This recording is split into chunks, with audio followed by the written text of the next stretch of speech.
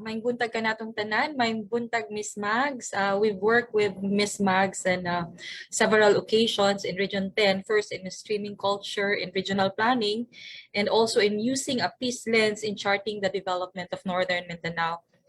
Thank you for the invitation. Ang akong tahas karong buntag mao ang pagpaambit kabahin sa economy and infrastructure from the perspective of Mindanao. Please allow me to share my presentation.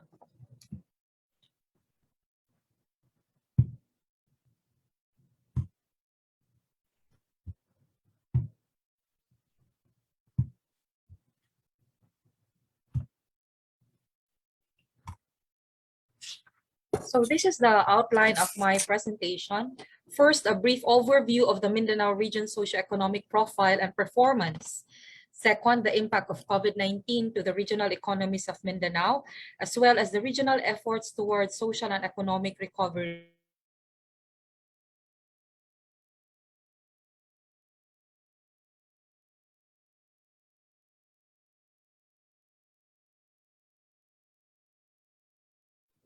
RD po? Yes, ma'am. I'm sorry, I think it was my signal, parang nag-freeze sandali. Sorry. Can you see my presentation, ma'am? Yes, ma'am, Okay. I can see it now. Okay. So Mindanao has a total land area of over 102,000 square kilometers, representing 7% of the total land area of the country. The Northern Mindanao region, or Region 10, has the largest land area, closely followed by Davao region. In terms of population, Mindanao's population increased by 8.74%, reaching 26.25 million during the census conducted last May 1, 2020. Region 11 is still the most populous among Mindanao's region, followed by Regions 10 and 12. The Bangsamoro Autonomous Region in Muslim Mindanao is the fastest growing region in Mindanao. For the period 2017 to 2019, all 17 regions contributed to the growth of the Philippine economy, with 8 regions, namely NCR, Regions 1, 3, 5, 7, 10, 11, and BARM, outpacing the 6.2% national average annual growth rate during this period. Among the 17 regions, Davao and Bicol regions recorded the fastest average annual growth rate with 7.1%, followed by BARM with 6.8%, and Northern Mindanao and Central Visayas both with 6.5%. All Mindanao regions reflected positive growth rate. The growth rates in Mindanao regions are primarily driven by the industry and services sectors. Notable are the strong growth performance in the industry and services sectors in Davao region and BARM. In terms of regional performance in services sector, Caraga, Zamboanga Peninsula, and Davao are the top 3 performing regions. The economies of Davao, BARM, and Northern Mindanao are pushed more by the performance of the industry sector. The agriculture sector, on the other hand, records the lowest growth across all Mindanao regions. Still, it grew. Despite having the lowest growth, Mindanao's agriculture sector actually accounts for a huge share in the Philippines' average total gross value added in agriculture, forestry, and fishing at 36.1%. This indicates that the Mindanao's economy is still very much agriculture-based. In terms of poverty, the 2018 full-year poverty statistics show that the Philippine average poverty incidence among population dropped to 16.7% in 2018 from 23.5% in 2015. This translates to 6 million Filipinos lifted out of poverty. For Mindanao, a total of 1.4 million Mindanaoans were lifted out of poverty. All the regions in Mindanao posted declines in their poverty incidence except for BARM, which actually showed an increase of 2.4 percentage points or 0.2 million more individuals living in poverty. The largest drop in poverty incidence among population from 2015 to 2018 was actually posted by Northern Mindanao region with a poverty reduction rate of 15.6 percentage points. Davao, however, recorded the lowest poverty incidence in 2018 with 19.1%, followed by Northern Mindanao. BARM remains to have the highest poverty incidence in Mindanao and in the country with 61.8%. On the other hand, despite drops in their poverty incidences in 2018, Zamboanga, Caraga, and Soxargen remain among the regions with high poverty incidences. Then COVID happened. The Department of Health confirmed the first SARS-CoV-2 case in Mindanao on March 11, 2020. From then on, as of 17 October 2021, Mindanao recorded a total of 356,934 COVID cases with a recovery rate of 94.54% and fatality rate of 1.64%. Currently, we have over 13,000 active cases. All regions posted declines in economic performance in 2020, but happily, the lowest contraction was posted by BARM at negative 1.9%.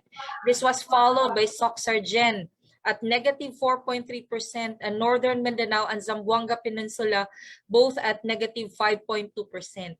So ni kontrakta ni kunhod, no? But not as bad as the rest of the regions. At the national level, the GDP contracted at negative 9.6% in 2020. As can be seen on the slide, the Mindanao regions perform better compared to the rest of the regions.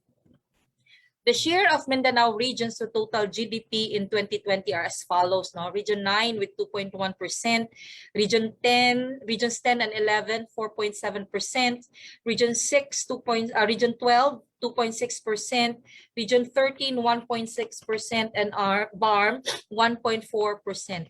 Mindanao's total share to GRDP in 2020 was 17.1%. Our first recourse to the pandemic is to impose temporary lockdowns to allow us time to increase the capacity of our health systems. This measure has taken a toll on our regional economies. In terms of employment, in the April 2020 round of labor force survey, unemployment rose in all regions, with regions 9, 11, 10, 11, 12, and BARM at the top 4 ranging from 11.1, except for 10.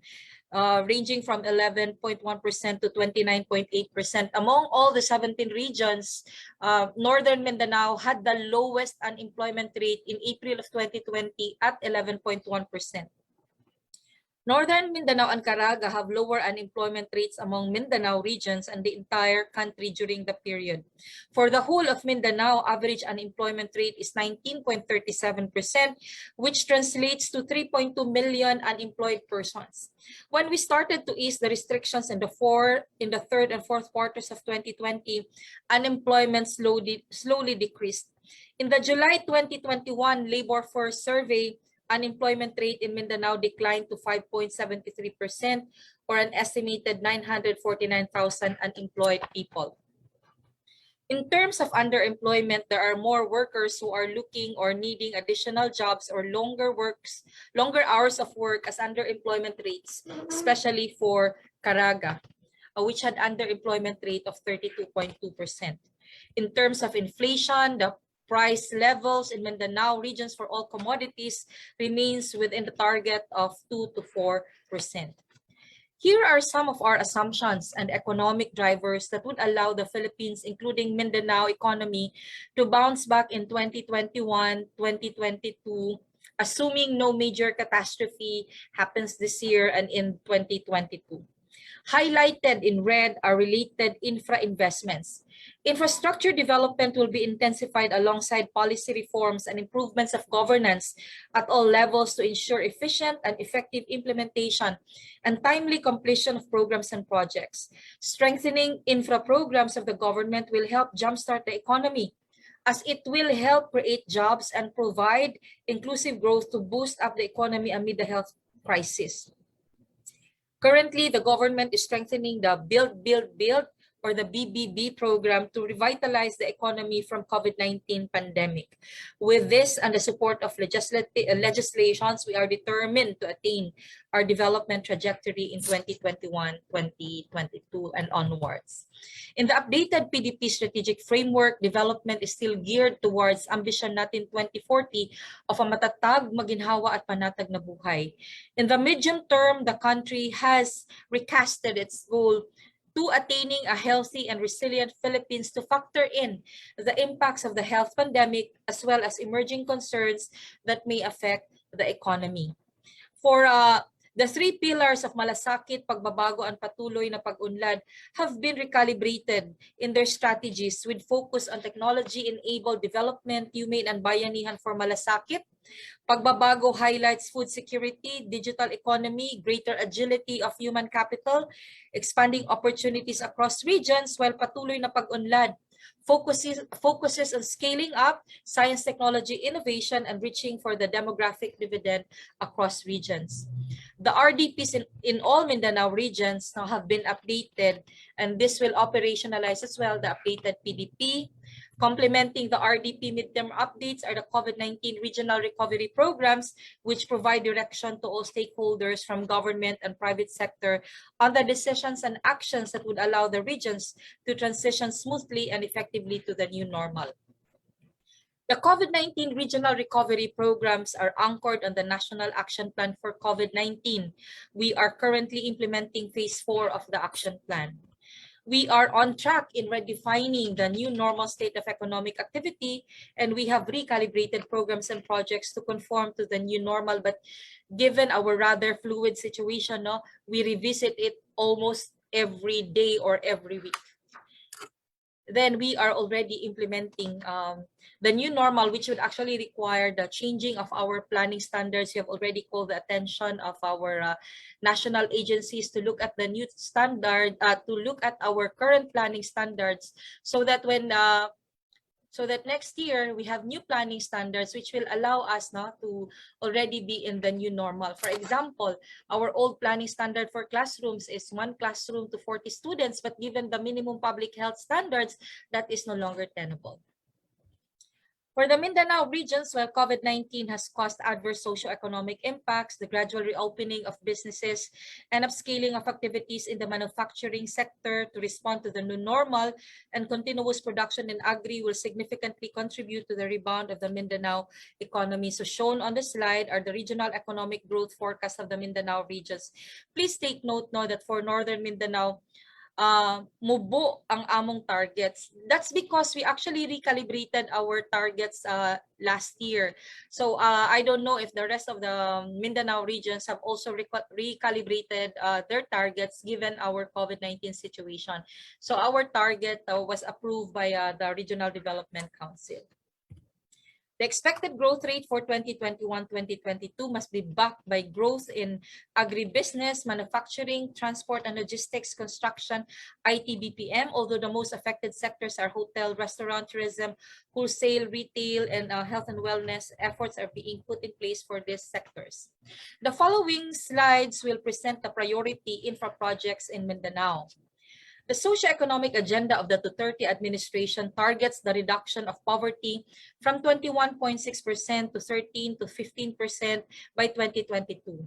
Among the reforms that will drive this agenda is the acceleration of infra construction and the development of industries that will yield robust growth across the country, create jobs, and uplift the lives of Filipinos. To achieve said target and in line with Ambition Natin 2040 and the PDP 2017 to 2022, the President launched the Build, Build, Build program, the biggest infra push in Philippine history, to propel economic growth within the planned period 2017 to 2022. Ultimately, these infra projects are perceived as bold solutions to improve the lives of the Filipino people, as these are expected to solve traffic congestion, create millions of jobs, and eventually reduce or stabilize the prices of commodities. As of May 12, 2021, the list increased to 112 high-impact infra flagship projects, or what we call IFP. A total of 28 projects are specific for Mindanao with total investment requirements of 551.42 billion or 11.76% of the total cost of the infra flagship projects. So these are the IFPs in Mindanao: Pulangi Selective Dredging, General Santos Airport, Surala Tiboli San Jose Road, Reconstruction and Development Plan for Greater Marawi, Malitubog Maridagaw Irrigation Project, Flood Risk Management Project in Cagayan, Tagolwan and Imus Rivers, Sindangan, Bayog, Lakewood Road, Zamboanga del Sur, Cagayan de Oro Coastal Road, Davao Public Transport Modernization Project, Flood Risk Improvement Management Project, Cagayan de Oro River, Mlang, Central Mindanao Airport, Davao City Bypass Construction Project, Improving Growth Corridors in Mindanao, Davao City Coastal Road Project, Mindanao Railway, Panguil Bay Bridge, Emergency Assistance for Reconstruction and Recovery of Marawi, Samal Island Davao City Connector Bridge, Road Network Development Project in conflict-affected areas in Mindanao, Sambal Simuay River and Rio Grande de Mindanao River Flood Control Project, Davao City Expressway, Davao Sasa Port, General Santos Port, Laguindingan Airport, Agus 3 Hydroelectric Power Project, Marawi Rehab Bridge and Bypass Project, Agus Pulangi Rehab, Davao International Airport. To help Mindanao improve its networks of intermodal transport and logistics system, these are among the roads and bridges connectivity flagship projects of Mindanao regions. Those in red are included in the list of infra flagship projects. Along seaport and airport development projects, these are our priority projects. The Mindanao Railway System Project, wherein feasibility studies of the remaining segments are already funded or programmed by DOTR, since this serves as our primary basis in pushing for the funding of this project. Other projects on attaining sustainable resource-based industrialization are the economic zone development and allied projects, as well as energy-related projects and other social and infra support projects as enumerated in the slide. For the next administration, there are 4 areas that NEDA is currently working on to squarely face after addressing COVID. First is responsive infra, wherein the comfort of the people and the various land use policies are incorporated, not just the network planning. The second is innovation, which will be accelerated with the passage of the CREATE Law and the Innovation Act, among others. NEDA is also focusing on climate change through mainstreaming climate change adaptation and development processes and supporting green and climate resilient investments and initiatives. And finally, regional equity. We are working to ensure that data and science-driven way of allocating resources across the regions and countries of the provinces of the country. And as we implement the Mandanas ruling that gives LGUs more resources, we have to be more discerning about how we allocate resources to the most important use.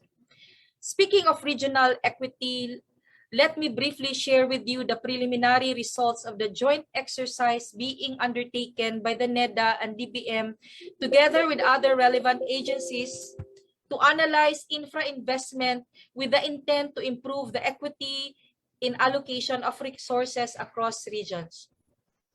This exercise was prompted by an observation raised in an infra cabinet committee meeting last year, where it was highlighted that majority of our flagship projects are concentrated in Luzon.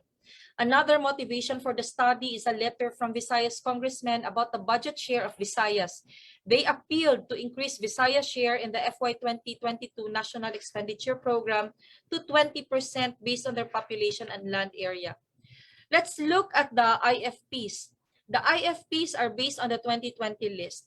These investments are concentrated in Luzon. NCR, Regions 4A and 3 accounted for 73.5% share of IFP investments. Region 11 follows as the fourth with 8.2% share, and Region 7 fifth with 5.5% share respectively. The color-coded map on the right indicates the relative concentration of investment or share of the investment. The darker the shade, the higher the concentration. The infra flagship projects are based on the 2020 IFP list. Let's look at the programming and budgeting of other projects, the process of which is shown on this slide. The programming and budgeting process starts from the Philippine Investment Program or the Regional Development Investment Program, which contain the long list of projects in support of the PDP and RDPs. The projects and their respective budgets that originate from the RDCs or the Regional Development Councils or the highest policymaking body in the region go through several institutions, offices until their selection and inclusion in the GAA. To ensure equitable distribution of infra budget allocation, we need to strengthen synchronization of planning and programming across various institutions. RDC endorsed amounts significantly fall once it goes through the NEP and GAA process due to budget ceilings and other priorities. One reason identified for this is because budget ceilings of central offices of agencies limit the number and amount of RDC endorsed projects that can be accommodated, considering that the central office of agencies also have their own priority projects. The decrease is quite significant. In terms of percentages, on average, 40.1% of RDC endorsed amounts goes to the NEP, but it increases to 46% in the GAA. The increase can be attributed to additional budget proposed by the congresspersons through their congressional initiatives. Other challenges we observed include the tracking of budget from the RDC to the 3-year rolling infra program to the National Expenditure Program, as project codes are only established in the NEP. As such, we are not really able to track how projects prosper through the cycle, whether they get funded at reduced amount or get deleted. The other challenge is when we go to the NEP and GAA.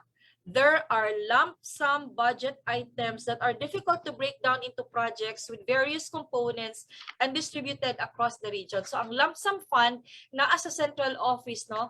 And then eventually, buak-buakon dahil na siya into allocation to the regions, but dili na nato madayon makita how much of the lump sum funds goes to the region pag tan-aw nato sa GAA. So I'm down to my last slide. For the next steps, we are therefore recommending the following. No, the RDCs are already working closely with regional line agencies. I can tell you that. But we need to work more closely with regional line agencies in the selection of infra projects based on the set of prioritization criteria, which are actually aligned with the goals and objectives of the regions and LGUs and the priorities of central line agencies. Secondly, we're already doing this, but the NEDA through the regional offices to be more proactive in advising agencies and regions on the infra gaps. This will be done through more effective planning, planning. We're actually doing this now. Ang problema good, pag abot sa central office, we compete now with central office priorities.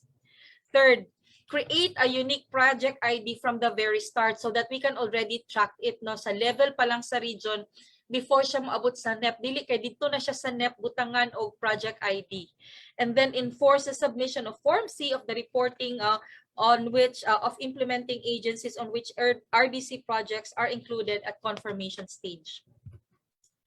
Next one is require breakdown of the lump sum budget of central office upon submission to DBM and NEDA through the issuance of a policy by NEDA and DBM. Next is for implementing agencies to pilot regional budgeting and interface with sectoral budgeting for the infra program.